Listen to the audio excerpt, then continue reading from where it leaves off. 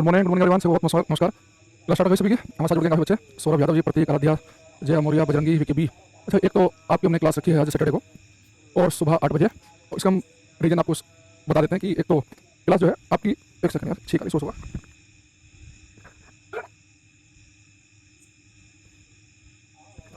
पूरी। तो एक तो आपकी जो क्लास है ये मंडे टू फ्राइडे रहेगी, सैटरडे को नहीं होगी। सैटरडे को इसलिए क्लास हो रही है क्योंकि मैं जो है कल जा रहा हूँ एक शादी में जयपुर। तो अभी आपकी next 3-4 day Monday to Thursday class नहीं होगी।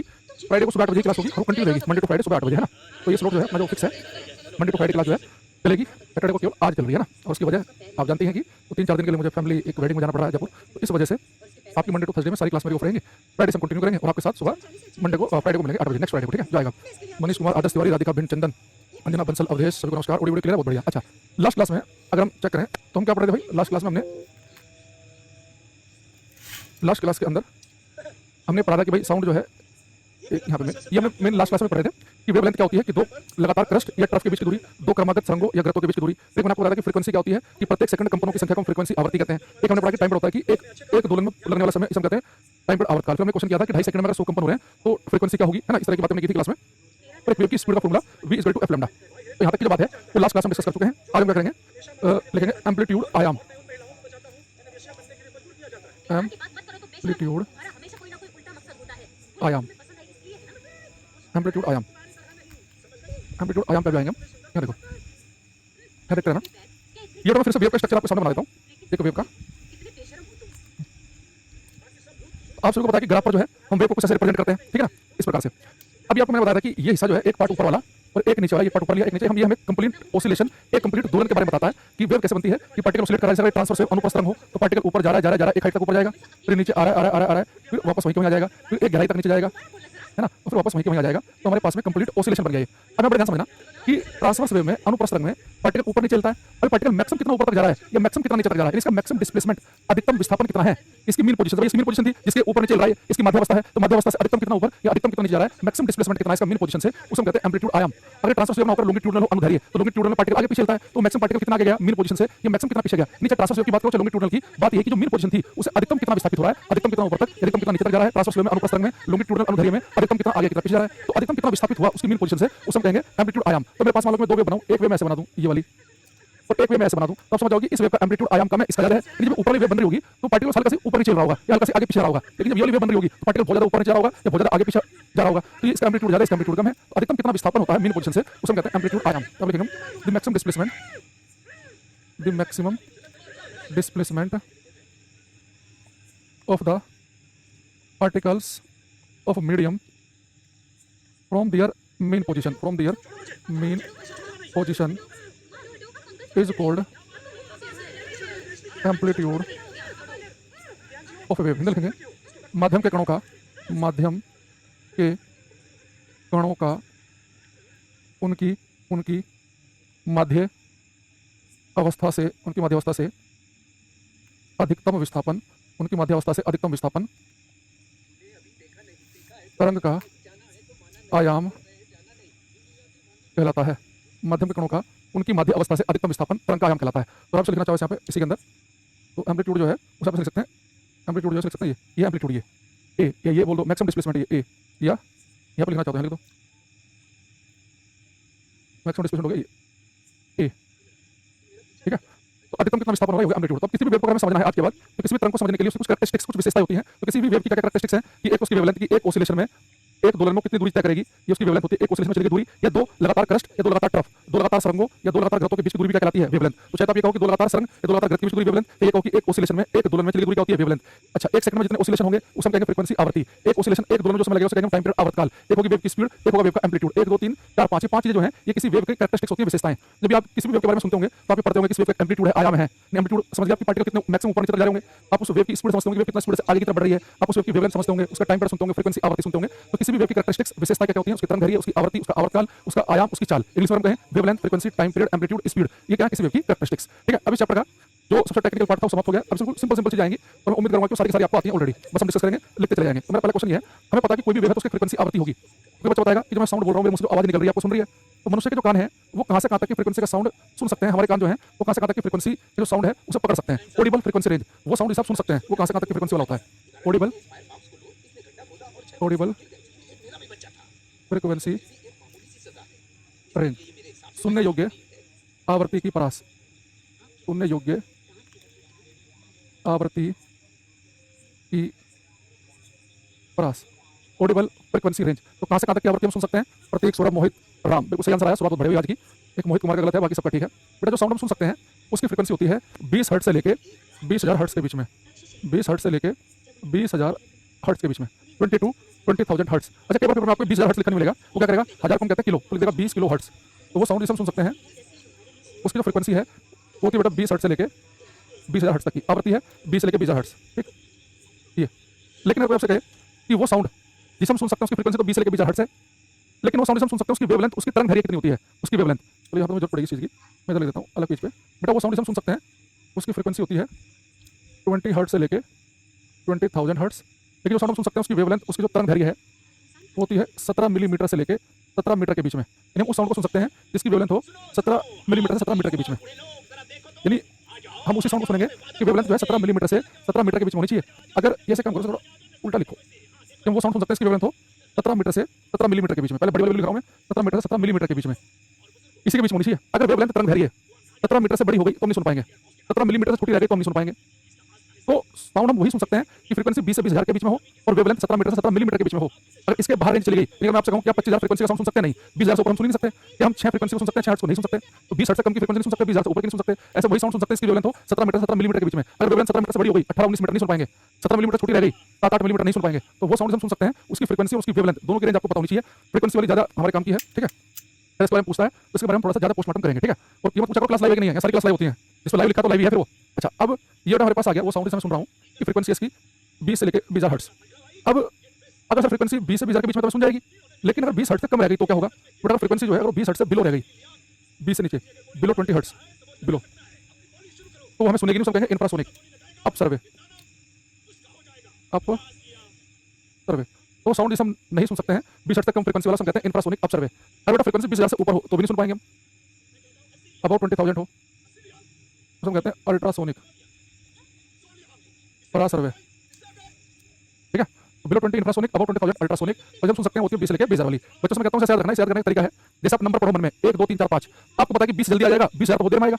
ऐसे आप एबीसीडी बोलो तो एबीसीडी में आई पहले आता है, यू बाद में आता है, तो 20 पहले आता है और आई भी पहले, तो 20 से नीचे वाली इंफ्रासोनिक, 20,000 देर में आता है और यू भी देर में आता है, तो 20,000 से वाली अल्ट्रासोनिक। रटने के लिए तरीका अपना सकते हैं, रटोगे थोड़ा लॉजिक से रटोगे तो लंबे समय तक याद रहेगा। अच्छा, अब ये तो हो गया हमारे पास में ऑडिबल, जिसे हम सुन सकते हैं, सर्वे जिसे सुन सकते हैं। अभी इंफ्रारेड आते हैं। ये बच्चा एक आध बच्चा मूर्ख होता है, मैंने डायरेक्टली कहा भाई क्लास में मत लिखो, क्लास लाइव है कि नहीं, सारी क्लास लाइव होती है, तब भी क्या क्लास लाइव है प्लीज आंसर, मेरे कमेंट का रिप्लाई नहीं मिल रहा है। यहाँ कोई तुम क्या यहाँ कोई होम ट्यूशन पढ़ रहे हो या अकेले आप ही हैं क्लास में? सारे काम छोड़ के कि ये बीच में से नेहा जी जो है ये बीच में 8 बजे आएंगे अचानक से, तो उनका पहले फूल मालाओं के साथ में स्वागत किया जाए, पहले उनका नाम लिया जाए, कमेंट पढ़ा जाए और उसके बाद क्लास शुरू करें। बेटा ऐसे मैं करूँगा ना, हर 3 मिनट में 2 मिनट में एक नया बच्चा आता है क्लास में, यहाँ पे हर थोड़ी देर में मैं पढ़ के देखता हूँ तो किसी किसी बच्चे का गुड मॉर्निंग और गुड इवनिंग लिखा ही होता है, और एक को मैसेज अटेंड करेंगे तो आप लोग ही इरिटेट हो जाओगे, तो आपकी पूरी क्लास इरिटेट हो होगी, है ना। तो थोड़ा बुद्धि का प्रयोग किया करो, क्लास में लाइव लिखा तो लाइव ही है वो, उसमें लिख के लेकिन तुम लिखोगे तो रिप्लाई किया जाएगा स्पेशली, उसके बाद आप मानोगे, उसके बाद आप पेन कॉपी उठाओगे, ऐसा नहीं होगा ना। तो थोड़ा सा छोड़ो क्या क्या बोले, तो उसका टाइम है। अब 20 से कम वाली इंफ्रासोनिक है, 20,000 से वाली अल्ट्रासोनिक, ठीक है। अभी जो अल्ट्रासोनिक वेव है जिनकी फ्रीक्वेंसी 20,000 हर्ट्ज से ऊपर की है, ये बड़े काम की है, इनसे कई क्वेश्चन बनते हैं। आपने सुना होगा बैट होता है चमगादड़, वो अपनी डायरेक्शन पता लगाने के लिए वो अंधेरे में चलते हैं, वो अंधेरा हो, कहीं मान लो कि वो किसी गुफा में है या किसी खंडर से में है, अंधेरे का टाइम है, तो बैट अपनी डायरेक्शन पता लगाने के लिए अल्ट्रासोनिक वेव का यूज करता है। तो बैट क्या करते हैं, बैट जो होते हैं चमगादड़, उनमें कुछ प्रजातियां ऐसी होती हैं जो अपने अंदर से अल्ट्रासोनिक वेव जनरेट करती हैं। अल्ट्रासोनिक वेव, अब मान लो कि कोई बैट है, मान लो मैं एक चमगादड़ हूं, बैट हूं, मैं जा रहा हूं अंधेरा बिल्कुल, अब अपने अंदर से अल्ट्रासोनिक वेव जनरेट करूंगा, तो क्या होगा, मान लो कि सामने कोई चीज आ गई, कोई दीवार आ गई, अंधेरा दिखता नहीं है, अब जैसे उसके ऊपर दीवार के ऊपर अल्ट्रासोनिक वेव टकराएंगी तो टकरा के मेरे पास वापस आ जाएंगी, परावर्तित होकर रिफ्लेक्ट होकर, मैं समझ जाऊंगा अच्छा जो वेव छोड़ी वही वापस आ गई है, यानी कि सामने कोई चीज है, मैं तुरंत डायरेक्शन बदल लूंगा। अब मान लो अल्ट्रासोनिक वेव जा रही है, वापस नहीं आ रही, यानी कि कोई भी चीज सामने नहीं है, तो अपनी डायरेक्शन का पता लगाने के लिए इस वेव का यूज करते हैं बैट चमगादड़ अल्ट्रासोनिक वेव का, जिनकी फ्रीक्वेंसी 20,000 हर्ट्ज से ज्यादा की है। तो बैट चमगादड़, बैट चमगादड़, ठीक है। अच्छा दूसरी चीज, इसी अल्ट्रासोनिक वेव का यूज इसका बैट चमगादड़ कर रहे हैं, बट इसका यूज करते हैं डॉल्फिन मछली अपना शिकार पकड़ने के लिए, डॉल्फिन, ठीक है। जैसे डॉल्फिन क्या करती है, अल्ट्रासोनिक वेव जनरेट करती है। अगर मान लो कि आसपास उसके कोई ऐसा कीड़ा मकोड़ा घूम रहा है जो उसका शिकार है, तो उसको अल्ट्रासोनिक वेव टकरा के वापस आएगी, वो समझ जाएगी इस डायरेक्शन में कोई चीज भाग रही है, तो उसी को पकड़ के खा लेगी। तो डॉल्फिन अपना शिकार पकड़ने के लिए इसका यूज करती है। ये बड़ा अल्ट्रासोनिक जो वेव है, इसे हम आगे चल के आपको बताएंगे। इसे हम पढ़ेंगे सोनार सिस्टम, सोनार। ये भी आपने अगर बॉर्डर मूवी देखी हो तो उसमें बार बार बोल रहा होता है ना वो कि मुझे सोनार पर भरोसा नहीं है, क्योंकि पुराने जमाने का वो शिप होता है, तो उस मूवी के अंदर बार बार सोनार का जिक्र होता है। तो बड़े बड़े जहाजों पर लगी होती है ये, अंडर वाटर पानी के अंदर किसी चीज की भी लोकेशन बताने काम आती है, तो दुश्मन की पनडुब्बी तो नहीं है, है ना। इसके अलावा सोनार का काम होता है कि भाई समुद्र गहराई नापनी हो तो आप सोनार की हेल्प ले सकते हैं। तो हम अलग से सोनार पर टॉपिक पढ़ेंगे चैप्टर में, तो याद रखना कि सोनार जो पानी के अंदर की चीजों के बारे में बताता है वो भी अल्ट्रासोनिक वेव्स के अंदर यूज होती है, ठीक है, सोनार सिस्टम में। इसके बाद यूज किया जाता है सोनोग्राफी में। जैसे मान लो कहीं ना कहीं तो आपने सुना होगा डॉक्टर जो है वो कह रहा है कि भाई साहब अल्ट्रासाउंड करा के आओ। तो अल्ट्रासाउंड जो होता है ना, उसे अल्ट्रासाउंड इसलिए कह रहे हैं क्योंकि वहाँ पे अल्ट्रासोनिक वेव का यूज होता है। वैसे सही नाम है उसका सोनोग्राफी। सोनोग्राफी का होता है अल्ट्रासाउंड कराना। एक बार सुना होगा लोगों ने कि जैसे प्रेग्नेंट लेडी होती है, कहते हैं कि सोनोग्राफी के लिए बोला डॉक्टर ने, सोनोग्राफी करके जाऊंगी मैं। सोनोग्राफी हुई अल्ट्रासाउंड कराना। तो डॉक्टर क्या करते हैं, हर महीने अल्ट्रासाउंड करते हैं वो चेक करने के लिए कि जो फीटस है, जो भ्रूण है, वो कैसे डेवलप हो रहा है गर्भ में, उसकी सही से प्रोग्रेस हो रही है कि नहीं हो रही है। एक बार होता है अल्ट्रासाउंड आया किसी की, आपने सुना होगा गली मोहल्ले में कि जी बच्चा था 6 महीने का या 5 का, और डॉक्टर ने बोल दिया कि जो है उसकी जो है बोन मैरो या रीढ़ की हड्डी जो है वो विकसित नहीं हुई है। तो फिर वो क्या करते हैं, वो प्री मैच्योर डिलीवरी कराते हैं, जिसमें कि मतलब वो बच्चे को जो है ऐसे मतलब फिर वो एक्सपायर बच्चे रहता है वो, तो वही बच्चा जो है सर्वाइव नहीं कर पाएगा, इसकी रीढ़ की हड्डी नहीं है। तो वो डॉक्टर देखते रहते हैं, लास्ट स्टेज तक अल्ट्रासाउंड कराते रहते हैं, सोनोग्राफी, ठीक है, बच्चे की ग्रोथ चेक करने के लिए। तो बैट चमगादड़ जो है अपने डायरेक्शन पता करने के लिए अल्ट्रासोनिक वेव यूज करता है। डॉल्फिन अपना शिकार पकड़ने के लिए यूज करती है ना। और ये सोनार जो है इसमें इसका यूज करते हैं, और इसी का यूज किया जाता है सोनोग्राफी में। बहुत सारे जो इलेक्ट्रिक जैसे वो नहीं होते सामान्य से मान लो कि कोई इलेक्ट्रिक सर्किट है कोई, उसके अंदर छोटे से पार्ट्स लगे हैं बहुत सारे, तो धूल मिट्टी है और धूल मिट्टी ब्रश वगैरह साफ नहीं हो पाएगी। तो बहुत सारे छोटे कंपोनेंट इलेक्ट्रिक जुड़े हुए हों, इलेक्ट्रॉनिक कोई सामान है, तो अब इलेक्ट्रॉनिक सामान में छोटे से कंपोनेंट है, ब्रश मारोगे तो कहीं जाएगा, कहीं नहीं जाएगा। तो उन्हें क्या करते हैं, कुछ इंस्ट्रूमेंट होते हैं, अल्ट्रासोनिक वेव निकलती है। अल्ट्रासोनिक की फ्रीक्वेंसी बहुत हाई है, 20,000 से भी ज्यादा। तो अल्ट्रासोनिक वेव जाकर धूल पे टकराएगी ना, तो धूल के पार्टिकल बहुत तेजी से वाइब्रेट करेंगे, तो बाहर बाहर निकल जाएंगे। तो इलेक्ट्रॉनिक सामानों की क्लीनिंग करने में, सफाई करने में आप इसका यूज कर सकते हैं, ठीक है। चमत्कार की बात हम शुरू में बता चुके हैं क्लास में, ठीक है, बार बार नहीं बताएंगे। तो इस तरह का यूज करते हैं।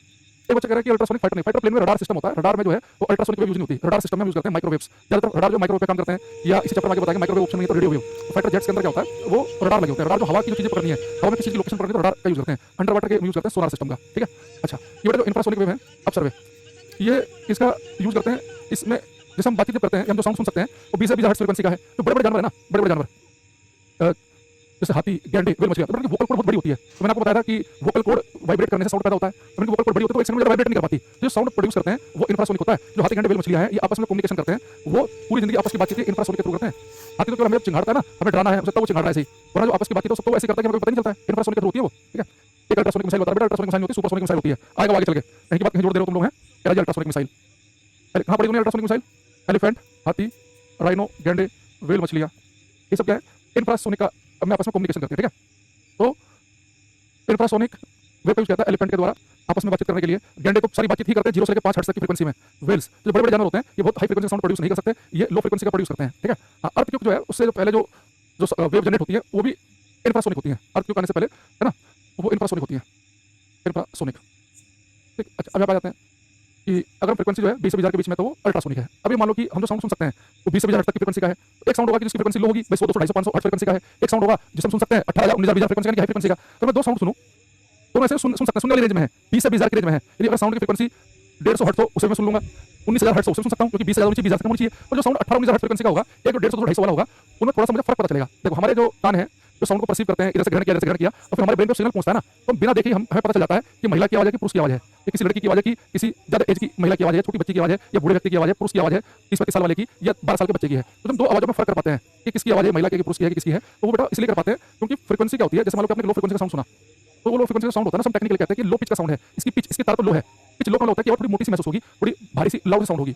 वो जैसे पुरुषों की आवाज होती है ना, वो लो फ्रीक्वेंसी का साउंड होता है, हम कहते हैं लो पिच का साउंड है, थोड़ी मोटी आवाज है। लेकिन महिलाओं की आवाज होती है पुरुषों के कंपैरेटिवली थोड़ी हाई फ्रीक्वेंसी की होती है, तो थोड़ी सी पतली बारीक आवाज होती है, तो हम कहते हैं कि हाई पिच का साउंड है ये। तो बहुत सारे बच्चे गलत कर देते हैं, जब मैं लड़कों की पिच हाई बता देते हैं, लड़कियों की लो बता देते हैं। तो हाई या लो पिच का आवाज को जोर से चीख कर बोलने से नहीं है, यहाँ पे इसका मतलब ये है कि इसका जो मतलब है वो ये है कि आवाज पतली है कि मोटी है। ये बच्चा सर नेचुरल अल्ट्रासोनिक साउंड का एग्जांपल, भैया तुम सुन नहीं सकते अल्ट्रासोनिक साउंड, तो मैं क्या नेचुरल एग्जांपल दूं उसका, बताया तो है कि बैट चमगादड़ यूज करते हैं, इसका सोनार सिस्टम में यूज होता है, सोनोग्राफी में यूज होता है, डॉल्फिन मछली यूज करती है। मैं बता दूं कि हां वो सुना तुमने, वो अल्ट्रासोनिक होता है, सुन नहीं सकते, तो मैं एग्जांपल कहां से दे दूंगा, हां एग्जांपल ये दूंगा फिर मैं। अल्ट्रासोनिक साउंड में नहीं सुन सकते, वही साउंड सुन सकते हैं जिसकी फ्रीक्वेंसी 20 से 20,000 के बीच में हो। अगर फ्रीक्वेंसी लो रह जाए तो हम कहेंगे लो पिच का निम्न तारतम का साउंड है, लेकिन थोड़ी मोटी सी होगी। हाई फ्रीक्वेंसी का है तो पिच हाई होगी, है ना, तो यानी पतली बारीक सी आवाज होगी। यानी अगर साउंड जो है अगर वो लो फ्रीक्वेंसी का हो, निम्न आवृत्ति का, निम्न आवृत्ति का साउंड है, तो हम कहेंगे इसकी पिच भी लो होगी, लो पिच, निम्न तार। तो अगर फ्रीक्वेंसी हाई है, उच्च आवृत्ति, हाई फ्रीक्वेंसी तो पिच भी होगी हाई। तो लो फ्रीक्वेंसी का साउंड है तो उसकी पिच भी लो होगी, फ्रीक्वेंसी हाई है तो उसकी पिच भी हाई होगी, है ना। अच्छा, अब जैसे कि यहाँ पर आप एग्जांपल लिख सकते हैं इसका, जो बॉयज लड़कों का जो साउंड है आवाज वो लो पिच में आता है, पतली आवाज, बारीक सॉरी मोटी आवाज, लाउड वॉइस।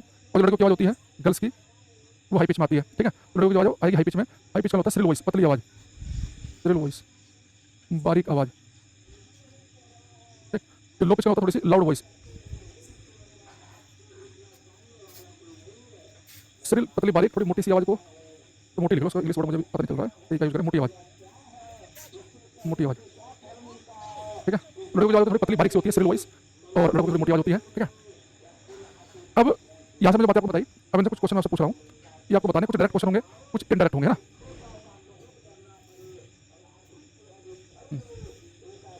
चाहे गाँव में लड़ाई होती है तो महिला की आवाज़ सुनाई देती है, तो पुरुष की सुनती तुम्हें?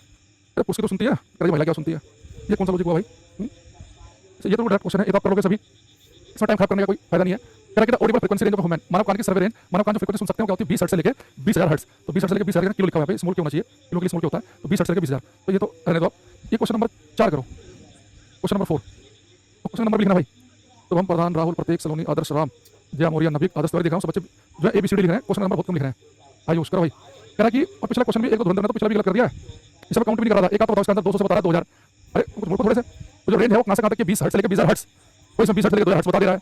एक धुरंधर ने सी बता दिया इसका आंसर, मैं सोचा था कोई गलत नहीं करेगा। ये कौन कौन है एक धुरंधर क्लास में? ये आराध्य शुक्ला, आदर्श तिवारी, राम, प्रतीक, तो ठीक है, सलोनी, सबका ठीक है। ये 2-3 बच्चों ने पिछला क्वेश्चन गलत कर दिया। DOC बताइए।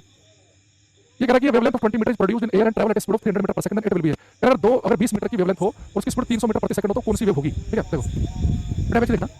आप कहेंगे सर ये इंफ्रासोनिक तो होती है कि फ्रीक्वेंसी 20 से कम हो, अल्ट्रासोनिक की 20,000 से ज्यादा फ्रीक्वेंसी हो, ऑडिबल के लिए होना चाहिए 20 से लेकर 20,000, लेकिन यहाँ पे फ्रीक्वेंसी देख रखा है वेवलेंथ, वेवलेंथ कुल लैम्डा से 20 मीटर की, स्पीड देख कितनी 300 मीटर प्रति सेकंड। तब एक काम करो फ्रीक्वेंसी निकाल लो, वेवलेंथ 20 है, स्पीड 300 है, तो फ्रीक्वेंसी निकालेंगे। फ्रीक्वेंसी कैसे निकालेंगे? फॉर्मूला मैंने आपको लास्ट क्लास में बताया था कि किसी वेव की स्पीड होती है v = f लैम्डा, तो v की वैल्यू कितनी है 300, फ्रीक्वेंसी कितनी निकालनी है, वेवलेंथ कितनी है 20, तो 20 से भाग करेंगे तो कितना जाएगा 15 हर्ट्ज, तो 15 हो गया यानी कि 20 से कम, तो 20 से कम यानी कि इंफ्रासोनिक, तो जिनका आंसर डी ऑप्शन होगा इस क्वेश्चन में। ठीक है, इसका आंसर जितने बच्चे ए लिख रहे हैं उनका गलत है। रोहित हो, सलोनी हो, जया, मौर्य हो, लाइन से गलत है, आयुष का सही है, सोम प्रधान का ठीक है, नहीं गलत है, पूरा ही बता रहे हैं, आयुष भी बता रहे हैं, अवधेश भी बता रहे हैं। अब मेरे बताने का डी की लाइन लग गई है, अजलत, मोहित। देखो आपको ये समझना है कि हमें अभी टीचर ने क्या बताया कि इंफ्रासोनिक वो है जिनकी फ्रीक्वेंसी क्या है, अल्ट्रासोनिक की क्या, ऑडिबल की क्या है। तो फ्रीक्वेंसी मुझे पता चला तो मेरा काम हो जाए, तो वेवलेंथ तरंग लैम्डा भी दे दिया और स्पीड भी दे दी, तो 3 शब्दों का फॉर्मूला रखा v = f लैम्डा, हमने वैल्यू पुट किया, हमारे पास आंसर आ गया, है ना। तो बिल्कुल एक फॉर्मूला वैल्यू पुट करने वाला क्वेश्चन है। इसी चीज को आप एक तरीके से और देख सकते हैं। मैंने आपको एक बात बताई थी कि वो साउंड जिसे हम सुन सकते हैं उसकी जो फ्रीक्वेंसी है वो होती है 20 हर्ट्ज से लेकर 20,000 और वेवलेंथ होती है 17 मीटर से लेकर 17 मिलीमीटर के बीच में। बट अगर फ्रीक्वेंसी जो है अगर 20 हर्ट्ज तक कम रह जाए तो हम सुन नहीं सकते, उसे हम कहते हैं इंफ्रासोनिक। 20 हर्ट्ज तक फ्रीक्वेंसी रह जाए तो होती है इंफ्रासोनिक, हम नहीं सुन सकते। अब सर्वे बेटा जो इंफ्रासोनिक होती है ना, इनकी फ्रीक्वेंसी 20 हर्ट्ज से होती है कम, लेकिन 17 मीटर से होती है ज्यादा। तो अगर वेवलेंथ 17 मीटर से ज्यादा हो अब तो फ्रीक्वेंसी और वेवलेंथ में उल्टा होता है, जिसकी फ्रीक्वेंसी कम होगी उसकी वेवलेंथ ज्यादा आएगी। देखो v = f लैम्डा अपना फॉर्मूला है स्पीड का, तो मैं फ्रीक्वेंसी देखूंगा तो क्या आएगी v/λ, नहीं जिसकी फ्रीक्वेंसी ज्यादा होगी उसकी वेवलेंथ कम होगी, उल्टा होता है। तो फ्रीक्वेंसी 20 हर्ट्ज से कम हो तो इंफ्रासोनिक है, लेकिन अगर वेवलेंथ 17 मीटर से ज्यादा की हो, 17 मीटर से बड़ी वेवलेंथ हो तो क्या कहलाएगी वो इंफ्रासोनिक। तो इंफ्रासोनिक की खास बात क्या होती है कि फ्रीक्वेंसी तो कम होती है 20 से भी कम, लेकिन वेवलेंथ 17 मीटर से भी ज्यादा होती है। इंफ्रासोनिक की फ्रीक्वेंसी 20 से कम, फ्रीक्वेंसी कम है तो वेवलेंथ ज्यादा होगी, वेवलेंथ होती है 17 मीटर से भी ज्यादा। और जो क्वेश्चन मैंने आपको दिया था उसमें वेवलेंथ थी 20 मीटर की, 17 मीटर से ज्यादा तो इंफ्रासोनिक हो गया।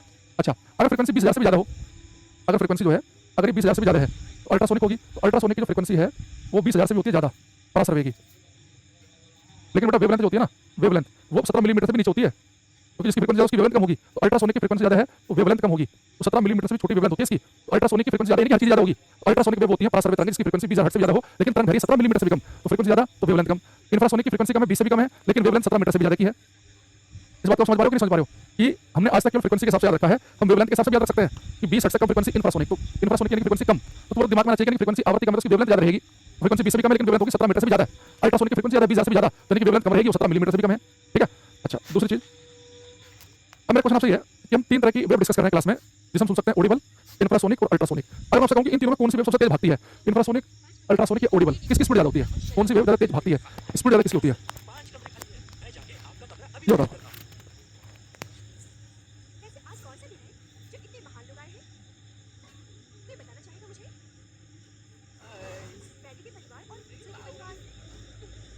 राहुल, शुभम, जया, सुनील, एक राहुल कुमार का सही है, सलोनी सिंह का ठीक है, बाकी सबका लाइन से गलत है अभी तक।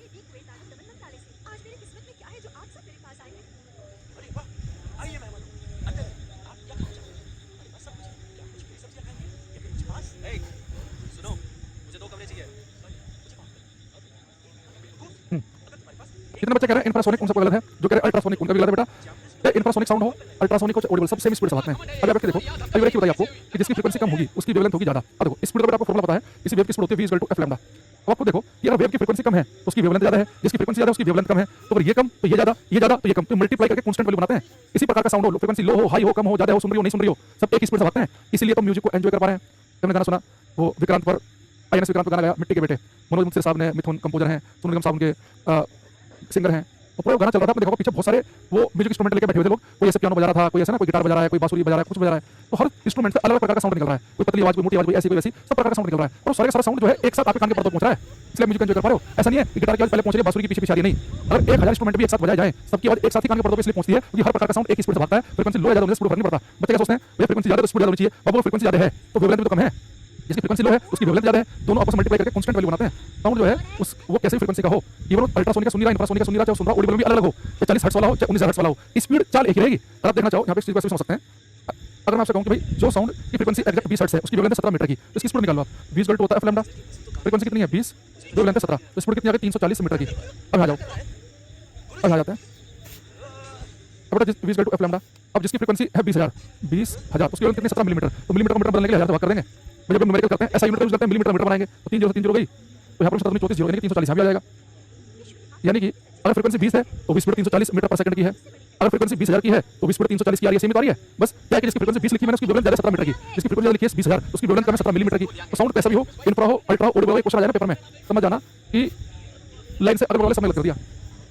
बुक कब आएगी आपकी, बुक हमारी आ चुकी है, बता दो कई बार भाई फिजिक्स वाले डेस्टिनेशन के नाम से देखोगे इस पे अमेजन पे मिल जाएगी आपको, ठीक है। अब यहाँ पे लाइन लिखेंगे इंपोर्टेंट लेकर, थोड़ा अच्छा क्वेश्चन ये एनडीए में तो 2 बार लगातार पूछ लिया, बल्कि यूपीएससी इतने रिपीट नहीं करता क्वेश्चन।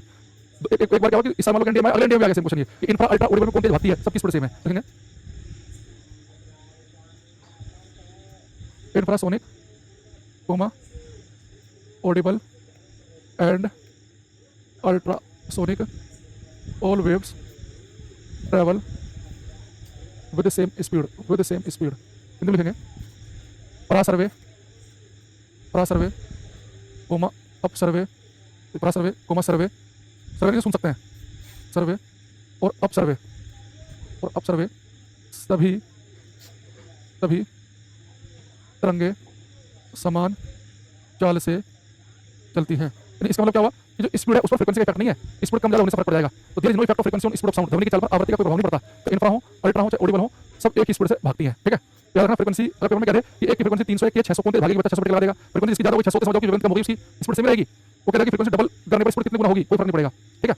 इस तरह जो है हमने क्या देखा कि साउंड की जो स्पीड है उस पर फ्रीक्वेंसी का कोई प्रभाव नहीं पड़ता है, ठीक है। आप तो लिख भी सकते हैं there is no effect of frequency on speed of sound, there is no effect of frequency on speed of sound, ध्वनि की चाल पर आवृत्ति का कोई प्रभाव नहीं पड़ता है, ध्वनि की चाल पर आवृत्ति का कोई प्रभाव नहीं पड़ता है।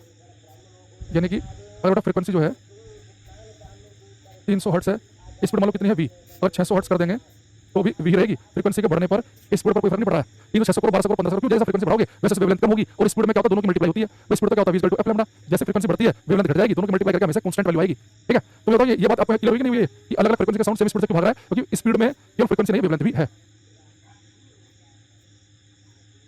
लाइटनिंग ब्रॉडकास्टिंग का फ्रीक्वेंसी सुनने के लिए कितना टाइम लगेगा, भाई क्या लिख रहे हो तुम लोग यार, ठीक है लिख लिया इसमें। अच्छा अब हमारे पास में एक लिखेंगे हम लाउडनेस ऑफ साउंड, ध्वनि की प्रबलता, लाउडनेस ऑफ साउंड, ध्वनि की प्रबलता, ठीक है। बेटा बताओ कि अभी जो मैं बोल रहा हूँ क्लास में ये साउंड आपको सुन रहा है, लेकिन इसकी फ्रीक्वेंसी 20 से लेकर 20 हर्ट्ज के बीच में होगी। अब मान लो कि मैं बोल रहा हूँ क्लास में, मान लो कि साउंड की फ्रीक्वेंसी 2000 हर्ट्ज है, ऐसे मान लो है ना 2000 हर्ट्ज, मैं बोला हेलो, और मैं ऐसे भी बोल सकता हूँ हेलो, ऐसे बोल सकता हूँ हेलो हेलो हेलो, यानी सेम हेलो मैं कभी धीरे से बोल रहा हूँ, कभी ठीक कर बोल रहा हूँ, बहुत जोर से बोल रहा हूँ, जब कहते हैं लाउडनेस, सब सुनो वॉल्यूम से। आप अपने मोबाइल में या अपने टीवी के रिमोट से जब आप वॉल्यूम बढ़ाते हैं तो देखा नहीं कि वही गाना बहुत तेजी से बजने लगता है, लाउड बजने लगता है।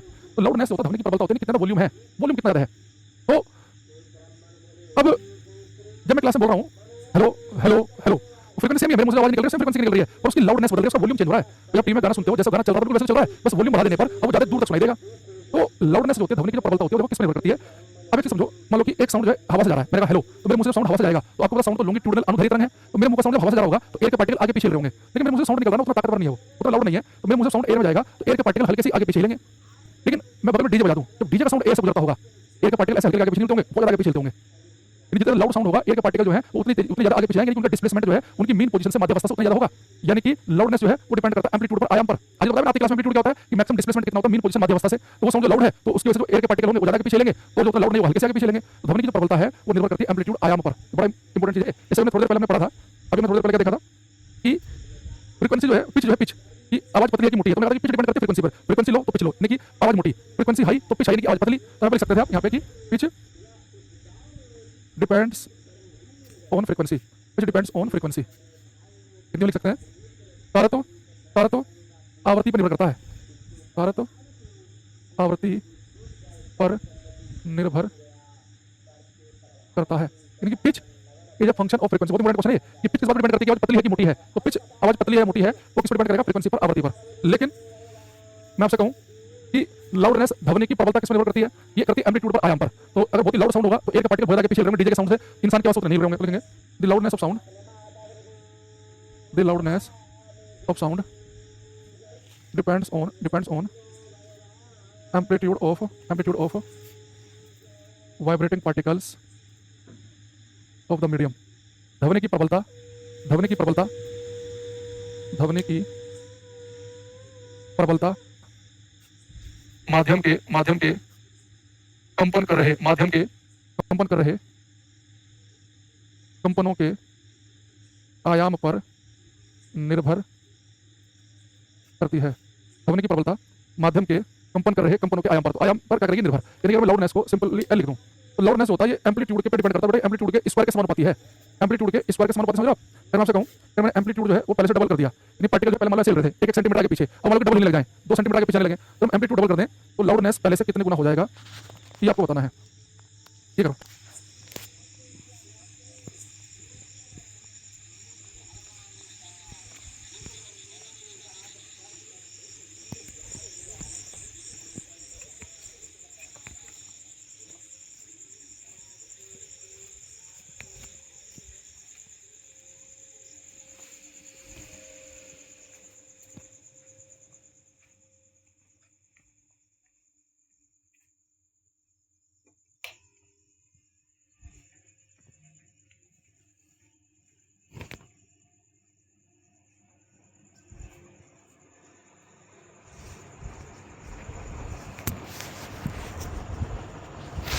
तो एम्पलीट्यूड मैंने कहा कि स्क्वायर के समानुपाती होता है, एम्पलीट्यूड कर दिया डबल।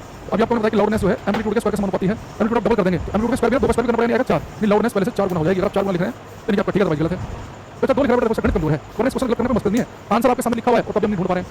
हमने कहा कि लाउडनेस जो है इंटेंसिटी ऑफ साउंड जो है, लाउडनेस ध्वनि की प्रबलता वो एम्पलीट्यूड के स्क्वायर के समानुपाती है। तो एम्पलीट्यूड डबल करेंगे तो डबल के स्क्वायर करोगे बाबू 4 करोगे 16 हो जाएगा, ठीक है। अच्छा लाउडनेस जो है ध्वनि की प्रबलता तब नापते किसमें? यूनिट क्या, मात्रा क्या होता है? तो लाउडनेस को नापा जाता है डेसिबल में। आपने समझ पढ़ा होगा कि ध्वनि कितनी लाउड है तो नापते हैं डेसिबल में। सिंबल होता है इसका टीबी, डेसिबल। या बेल का यूज भी करते हैं, एक बेल 10 डेसिबल के बराबर होता है, तो 10 डेसिबल को आप एक बेल कह सकते हैं। जैसे 1 सेंटीमीटर में 10 मिलीमीटर होते हैं ना, ऐसे एक बेल में होता है 10 डेसिबल, ठीक। तो लाउडनेस जो है नापा जाता है डेसिबल में, ये बड़ा इंपॉर्टेंट है।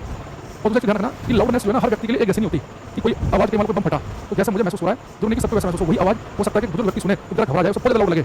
लाउडनेस होता है ये आप अलग अलग व्यक्ति को अलग अलग आपके कान के रेस्पॉन्स डिपेंड करता है। इसलिए आपने देखा गली मोहल्ले में बच्चा बम फोड़ दे, आपको इतना वो नहीं लगेगा, लेकिन गली मोहल्ले में बुजुर्ग होते हैं, कई बार गेट खोल के निकलते हैं, गली वाले बकने लगते हैं बच्चों को। बच्चों लगता है यार बिना को क्या हो गया, हमेशा कैसे रहते हैं, वो कैसे नहीं रहते भाई। आप ये समझ लो कि जो चीज आपको महसूस व्यक्ति को वैसे नहीं हुई है, वो मैं घर बैठा था जब साउंड सुनता है ना वो धक्का सा लगता है, वरना तो दिमाग से पैदल लोग होते हैं, पट की आवाज करते बुलेट ले जाते हैं। उन्हें लगता है कि मैंने 2 लाख रुपए खर्च कर दिए हैं, अब हमने पूरा जो है वो संसार खरीद लिया है, क्योंकि शिक्षा ढंग से प्राप्त की नहीं है। मेरे परिवार वाले भी ऐसे ही है ना, वो भी अपना चढ़ा रहे हैं बच्चों को। तो घर का माहौल बड़ा इंपॉर्टेंट होता है इस मामले में, है ना, कि जब लगता है कोई बात चलाओ देखेंगे कौन कह रहा है, बच्चा उठ जाता है और वो साइलेंसर चेंज करवा के पट की आवाज चल रही है, वो जब अड्डा चलती है वो, तो जो बुजुर्ग लोग होते हैं जो हार्ट के मरीज होते हैं, बड़ी समस्या होती है। तो हमारा आचार विचार, हमारे व्यवहार ऐसा होना चाहिए कि जिससे आसपास के जो लोग हैं परेशान ना हो, है ना, इतना समझदारी हमारे अंदर होनी चाहिए, ठीक। तो लाउडनेस जो है इसे हम तो अगली क्लास में और डिटेल में लेके चलेंगे। अभी जाते हैं क्लास में 2-3 क्वेश्चन चाहेंगे, पीडीएफ से कर दें। जैसे एक क्वेश्चन जो है ये आप करेंगे, ये हमने आगे डिस्कस किया था। एनटीपीसी किस मतलब होगा, जब होगा भाई आपको पता चल जाएगा, हमें पता चल जाएगा, कोई हमारे पास अलग से सूचना तो आई नहीं है। जब सबके पास आएगी तो हमारे पास भी तभी आएगी सौरभ भाई।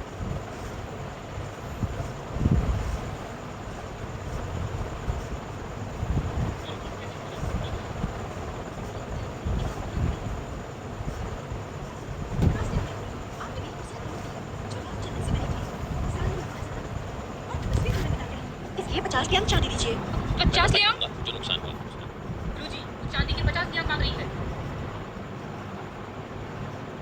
तो हमारे पास हमारे करा कि plug note quality of wave, बेटा किसी वेव की क्वालिटी होती है ना, किसी वेव की क्वालिटी में आपको क्या पढ़ाया, कोई वेव होगी तो उसकी एक फ्रीक्वेंसी होगी, उसका टाइम पर होगा, वेवलेंथ होगी, एम्पलीट्यूड होगा, स्पीड होगी। डेंसिटी जो है ना, ये किसी वेव की प्रॉपर्टी नहीं है, डेंसिटी तो मीडियम की प्रॉपर्टी होती है कि माध्यम जो है उसकी डेंसिटी ज्यादा है कि कम है। तो डेंसिटी जो है वो प्रॉपर्टी किसकी, मीडियम की। बाकी वेव की कैरेक्टरिस्टिक्स में बाकी सारी चीजें आपको दिखाई थी, इनका भी पढ़ाएंगे। ये करना क्वेश्चन नंबर 4। अंकित आदर्श, ऋषि यादव, अभिषेक कुमार गुप्ता, इंद्र प्रकाश, राजेश शुक्ला, तो बड़े आंसर है हमारे पास में। कह रहा है कि जो following sound wave will have the longest wavelength, किसकी वेवलेंथ ज्यादा होगी। आज हमने केवल क्लास में डिस्कस किया कि वेवलेंथ जो होती है इसका रिलेशन जो फ्रीक्वेंसी के साथ में उल्टा होता है, वेवलेंथ ज्यादा उसकी होगी जिसकी फ्रीक्वेंसी कम होगी। तो wave with frequency of 100 hertz, तो फ्रीक्वेंसी जो ऑप्शन दे रखे हैं उनमें सबसे कम फ्रीक्वेंसी 100 है, तो इसकी फ्रीक्वेंसी कम, उसकी वेवलेंथ ज्यादा होगी, ठीक है। आइए सुनो, अच्छा अब आगे आते हैं। एक बच्चा कह रहा है कि पढ़ाने का नया ट्रिक बनाइए, तो आगे पढ़ता हूँ पीछे भूल जाता हूँ। भारत में क्या है, हमारी कहीं कोई कमी नहीं है, अगर मैं भूल रहा हूँ, मैं रिवाइज नहीं कर रहा हूँ तो मास्टर की गलती, मास्टर अपना तरीका बदले, मैं नहीं बोलूँगा तरीका, मैं कैसे बदलूँ, ये हालत है भारत में लोगों की। कह रहा जी आप अपना तरीका बदलो, मैं भूल जा रहा हूँ तो मास्टर को तरीका बदलना पड़ेगा। मैं तरीका नहीं बदलूंगा कि जो चीज़ मैं एक बार रिवाइज कर रहा हूँ 3 बार रिवाइज करूँ, हर 15 दिन रिवाइज करूँ, ये समझ के करूँ, मोबाइल चला के बैठूँ ना, साथ में लिखा भी करूँ, भूल तो चले जाता हूँ ना, खाली लिखते नहीं हूँ साथ में। 5 साल में कह चुका हूँ, जो बच्चा केवल मोबाइल चलाकर बैठता है क्लास में, उस दिन उसे बहुत अच्छा लगेगा, एक बार समझ में आएगी, 10 दिन बाद कुछ भी याद नहीं रहेगा। लेकिन क्या है कि कह रहा जी आप तरीका बदलो, मैं थोड़ी ना बदलूंगा, मैं तो चंद्रपुरी के परिवार में पैदा हुआ हूँ, तुम बदलो तरीका अपना। कह रहा कि देखा कितना लंबी डोरी का भाग को दर्शाता है, इसमें टर्न पैदा होगी रस्सी के अंदर। कह रहा कि कौन सा पेड़ एक ही चरण में, एक ही फेज में, समान कला में, सेम फेज वाले, सेम फेज वाले पॉइंट कौन से होंगे, जैसे बिल्कुल एक लोकेशन होनी चाहिए, जैसे ये यहाँ से एक ऑसिलेशन है, ये वाला, और अगला ऑसिलेशन, अगला दोलन यहाँ से स्टार्ट है, तो दोनों ऑसिलेशन में सेम फेज वाले पॉइंट कौन से होंगे, जो इस ऑसिलेशन पॉइंट सी है टॉप पर, इस वाले में के, तो सी और के आपस में सेम फेज में है, तो सी और के तो लिखा नहीं, सी और जी तो गलत हो गया। अब यहाँ पर ये एक पार्ट कंप्लीट हुआ, हाफ पार्ट तो ई बना, यहाँ पे हाफ पार्ट कंप्लीट हुआ तो आई एम बना, तो ई और एम फेज में होंगे, लेकिन ई और वन लिखा गलत हो गया है ना। अच्छा यहाँ पे स्टार्ट किया थोड़ा सा ऊपर बढ़े, बी आ गया, यहाँ स्टार्ट किया थोड़ा सा ऊपर बढ़े, ये आ गया, तो बी और जे सेम फेज में होंगे, तो बी वाला सही है। अच्छा डी नीचे को आए यहाँ से, ये डी के साथ होगा एल, भाई टॉप से नीचे की तरफ आए तो डी आ रहा है, तो टॉप से नीचे की तरफ आए तो एल आ रहा है, तो डी और एल होंगे सेम फेज में, ना कि डी और जे, तो यानी कि बी ऑप्शन सही है, बी जब लिखा ठीक है। मैंने कहा था भारत में क्या है, हिंदुस्तान में अगर हम कुछ नहीं कर पाए जीवन में, उसमें गलती किसकी है, 5-7 लोगों की गलती है उसमें, किसकी, एक कोई गलती चीज़ की है कि जी हमारे घर वालों ने जो है हमें बढ़िया स्कूल में नहीं पढ़ाया, तो अच्छे स्कूल में पढ़ाया तो मास्टर टीचर सकते है ना, मैं डरता था, मतलब टीचर बढ़िया थे, तो कुछ व्यवहार में सही थे, लेकिन उन्हें पढ़ाना नहीं आता था, उसके बाद वो कुछ नहीं निकला, ये हमारे घर वाले क्या करते थे, पढ़ाई के साथ में काम भी करना पड़ता था, एक कुछ और नहीं मिला, मैं गरीब हूँ, अरे गरीब होने से पढ़ने में क्या फर्क है, वो सब कुछ हो गया, तो कहीं ब्राह्मणों सारी नौकरी पर कब्जा रखा है, पढ़ेंगे है नहीं, दूसरों को 200 रुपये लगेंगे, ये बात बड़ी समस्या है। हमें अपना 200 रुपये नहीं देख रहे हैं, खुद नहीं देख रहे हैं कितनी मेहनत कर रहे हैं, सामने वाला कितनी कर रहा है, हमें कमी निकालनी है दूसरे का, ये जो प्राइवेट स्कूल में पढ़ा है वो अच्छे स्कूल में पढ़ा है, मेरे साथ वाले घर काम नहीं कर रहे हैं, मेरे से करवा रहे हैं, कर रहे हैं, तो मौका मिल रहा है क्लास में तो बैठे हो पढ़ो भाई, कह रहे जी आप जो है अपना तरीका बदलिए, मैं भूल जाता हूँ। तो ये बच्चा जो है अगली क्लास में छोड़ करेंगे, अगली क्लास में क्या करेंगे, हम बच्चों को बताने लगेंगे, कोई ऐसा करो देखो एक और बी साथ साथ ये सेम पेज मान लो, तरीका बदल लेंगे, तरीका बदलेंगे, फिजिक्स बदल जाएगी, फिजिक्स वही है वही तरीका रहेगा, कह तरीका बदलो, क्यों मैं भूल जा रहा हूँ। और तुम्हारे से कितने ऐसे जिन्हें जिन्हें लग रहा है कि जी अगर मुझे याद नहीं हो पा रहा है, मैं रिवाइज नहीं कर रहा हूँ, मैं साथ साथ टीचर के नहीं लिखता हूँ, तो गलती मेरी नहीं है, गलती मास्टर की है।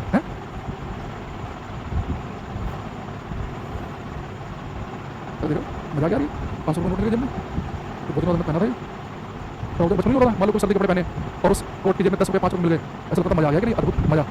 कई बार किसी रजिस्टर कॉपी में रकम 2-4 रुपये भूल गए, ठीक है, क्या गलती तो आपकी है, हमारी गलती है भाई, हम भारतीय अपनी संस्कृति से कैसे पिछड़ जाएंगे, हम अपनी संस्कृति जो है सबके थोड़ी ना हटेंगे, हम एक्सेप्ट करेंगे हमारी गलती है, गलती केवल हमेशा दूसरों की है, हमारी कोई गलती नहीं है। अब हम मिलेंगे फ्राइडे को, ठीक है भाई, तो 8 बजे मिलेंगे फ्राइडे को, मामा कंटिन्यू रहेगा मंडे टू फ्राइडे, लेकिन फ्राइडे से 3-4 दिन अभी मैं जा रहा हूँ बाहर, जैसे मैंने आपको बताया है ना, आते ही